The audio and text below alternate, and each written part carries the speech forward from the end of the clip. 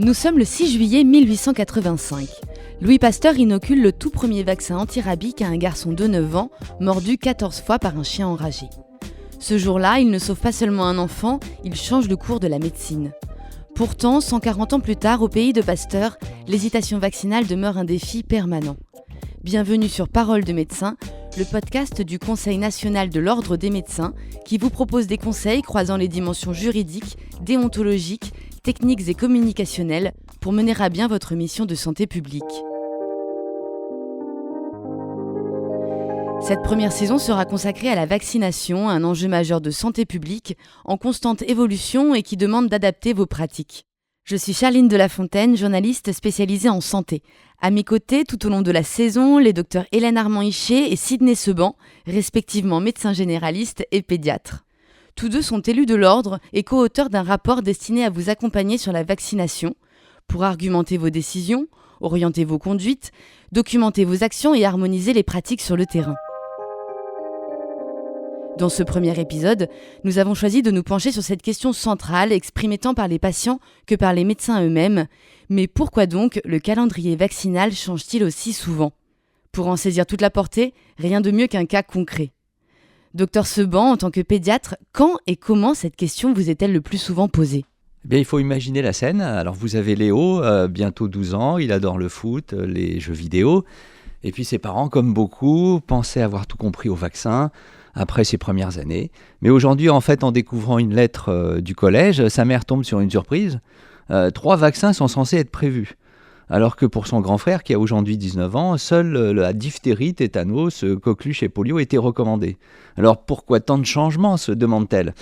Donc la question de la maman de Léo est parfaitement légitime. Face à ces évolutions, comment s'y retrouver ? Comment être sûr que nos enfants reçoivent bien les vaccins indispensables au bon moment et pour des bonnes raisons ? Alors comment tout cela est-il décidé et mis à jour chaque année par la Direction générale de la santé, Dr Armand-Hiché ? Alors, la révision annuelle est le reflet d'un système dynamique. Évolution des connaissances, autorisation de mise sur le marché, épidémiologie, disponibilité des nouveaux vaccins et des données d'efficacité et de sécurité. L'épidémiologie des maladies évolue. Les datas sur les vaccins arrivent en continu. C'est un processus dynamique des maladies et des vaccins. On l'a vu avec le monkeypox et l'évolution récente de la rougeole. Il y a une publication du calendrier une fois par an. Grâce à cela, les enfants français sont les mieux protégés du monde. On ne vaccine plus seulement contre les maladies mortelles, mais contre des maladies dont le fardeau épidémiologique est important. Il y a plus d'hospitalisations et de nombre de consultations. Et donc, l'impact sociétal et l'organisation des soins est resté considérable. Alors, comment s'articulent les décisions entre la HAS, la DGS et les autres acteurs ? Chaque année, le calendrier vaccinal est actualisé par le ministère de la Santé sur la base des recommandations émises par la Commission technique des vaccinations de la HAS, Haute Autorité de Santé. La chaîne de décision est très structurée, avec des acteurs qui ont leur légitimité et leur expertise. Chacun est à sa place avec des interactions nécessaires et prévues. Pour l'analyse scientifique, la Haute Autorité de Santé permet l'évaluation et l'analyse des données scientifiques. La Direction générale de la santé permet les décisions politiques et la mise en œuvre. L'Agence nationale de sécurité et du médicament, la sécurité, Santé publique France, la surveillance épidémiologique et la Caisse nationale d'assurance maladie, le remboursement. Ce process collégial garantissant cohérence, accessibilité et sécurité. Ces révisions annuelles du calendrier vaccinal sont gages d'adaptation, mais elles compliquent aussi parfois la pratique quotidienne et peuvent semer la confusion. Pour allier efficacité du parcours vaccinal et confiance du public, ne vaudrait-il pas simplifier le calendrier ou espacer un peu ces révisions, Dr Seban ? Oui, la question de la simplification en fait, du calendrier, elle est cruciale.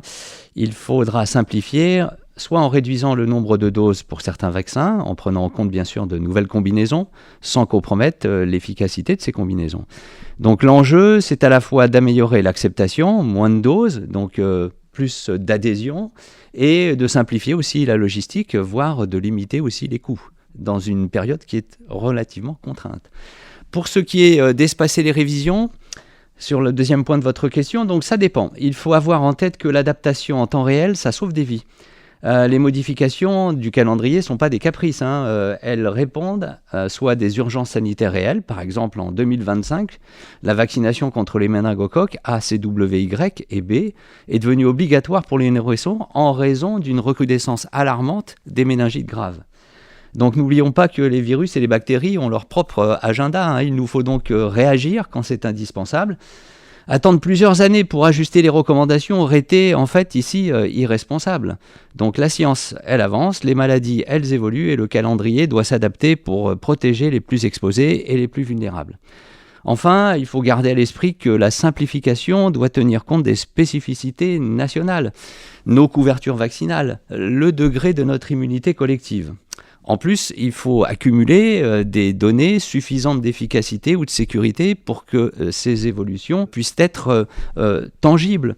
Le calendrier n'est pas révisé chaque année pour le plaisir de changer. Seules les recommandations vraiment nécessaires sont ajustées. Alors certaines, quand même, comme la vaccination contre le HPV, elles restent stables une fois validées, mais elles pourront quand même évoluer au gré de nos capacités à contrôler efficacement la diffusion de ce virus dans la population. Alors Sidney, c'est sans compter sur les vaccins ARN-M conjugués aux recombinants qui peuvent changer la donne. Oui Hélène, l'ARN messager, les vaccins recombinants, les adjuvants, je sais, sont autant de termes qui peuvent sembler extrêmement techniques, voire même intimidants pour la population. Pourtant, derrière ces mots se cachent quand même des avancées majeures pour la santé de tous. Prenons par exemple l'ARN messager. Au lieu d'injecter un virus affaibli, on donne simplement à notre organisme le mode d'emploi pour fabriquer une protéine du virus et secondairement déclencher une réponse immunitaire. Résultat, on a des vaccins plus rapides à produire, plus précis et souvent mieux tolérés. En fait, on peut considérer que ces opportunités nous donnent 3 avancées concrètes. Une réactivité d'abord sans précédent. On l'a vu avec le Covid, on a vu un vaccin développé en moins d'1 an, là où il a fallu parfois plusieurs années auparavant. Donc c'est une révolution pour répondre à la fois aux nouvelles épidémies et aux nouveaux variants. Deuxièmement, on a une simplification du parcours vaccinal. Les vaccins combinés, comme ceux qui sont développés actuellement contre la grippe et le VRS, voire contre la grippe, le VRS et le Covid, vont réduire automatiquement le nombre de doses. Donc moins de piqûres, c'est plus de confort pour les patients et une meilleure adhésion à la vaccination. Et puis enfin, nous aurons une protection renforcée pour les plus fragiles. Prenons par exemple le vaccin recombinant comme le Shingrix. Contre le Zona, il offre une efficacité de plus de 90% chez les personnes âgées ou immunodéprimées, là où les anciens vaccins peinaient à protéger durablement. Donc il faut considérer que ces nouvelles technologies ne sont plus des gadgets, ce sont des outils qui sont puissants, qui nous permettent d'avoir des vaccins plus efficaces, plus sûrs et mieux adaptés à la fois aux maladies et aux populations cibles. Merci, c'est on ne peut plus clair. Parce que ce podcast se veut aussi pratique, j'aimerais vous demander, docteur Armand Hichet, quels outils recommanderiez-vous aux médecins pour suivre toutes ces évolutions ? Le vrai problème aujourd'hui, ce n'est pas le manque d'informations, c'est l'excès d'informations et la multiplicité de leurs sources. La Haute Autorité de Santé, Santé publique France, la Direction générale de la santé, l'Agence nationale de sécurité du médicament, l'Académie de médecine. Alors, quelles sont les solutions concrètes ? Eh bien, il y a la possibilité d'avoir accès aux outils numériques intégrés. Le DMP, Mon Espace Santé, qui permettrait des rappels automatisés et des aides à la décision.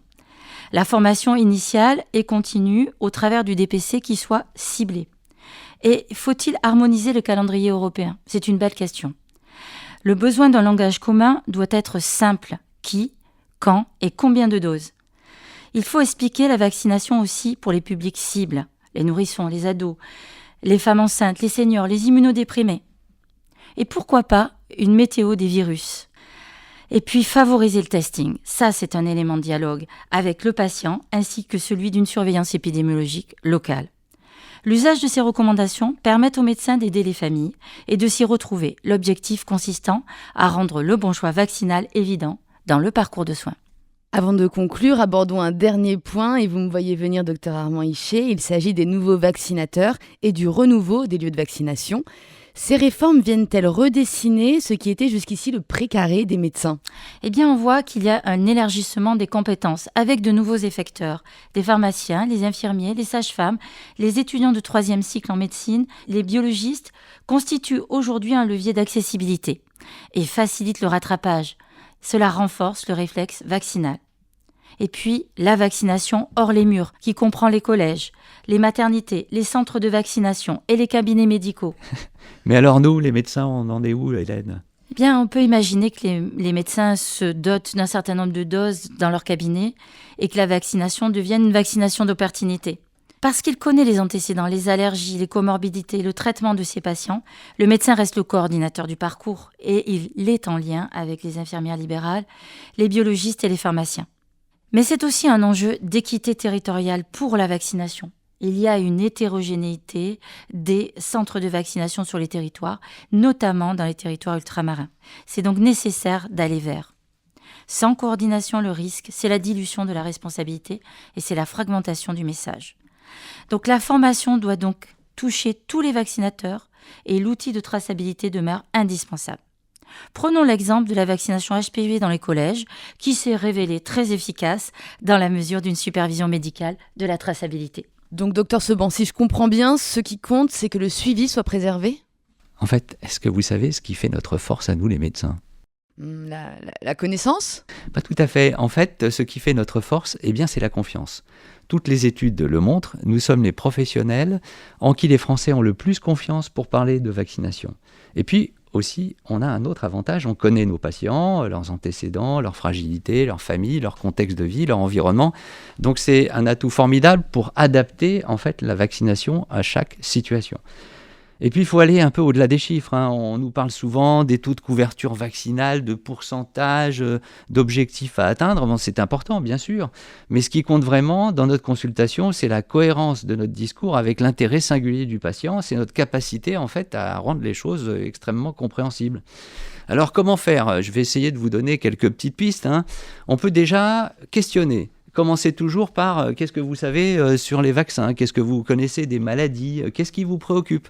Et puis, prendre un temps d'écoute, écouter vraiment la réponse sans présumer à l'avance de ce que finalement le patient est en mesure de savoir ou de penser.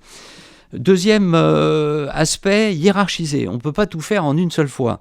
Donc il faut identifier les priorités selon l'âge et les facteurs de risque.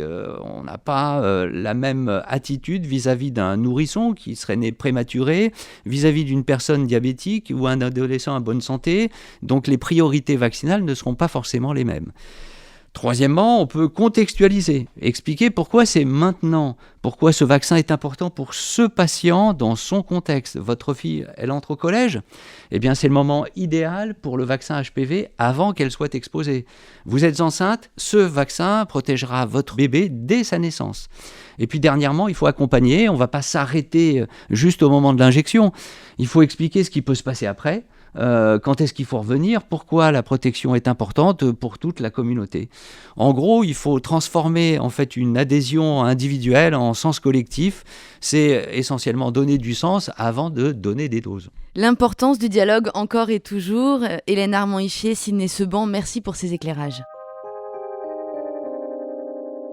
Nous vous invitons vivement à poursuivre l'écoute de la première saison de Paroles de médecins, le podcast du Conseil national de l'Ordre des médecins, avec le 2e épisode. Celui-ci explorera la position à tenir, les postures à adopter et les stratégies à privilégier pour répondre au mieux aux questions et inquiétudes de vos patients en matière de vaccination. Ces épisodes sont disponibles sur toutes les plateformes d'écoute. Si vous souhaitez approfondir votre réflexion sur la vaccination, nous vous encourageons également à consulter le nouveau rapport du CNOM destiné à accompagner les professionnels de santé sur ce sujet. Vous trouverez le lien vers ce rapport en commentaire.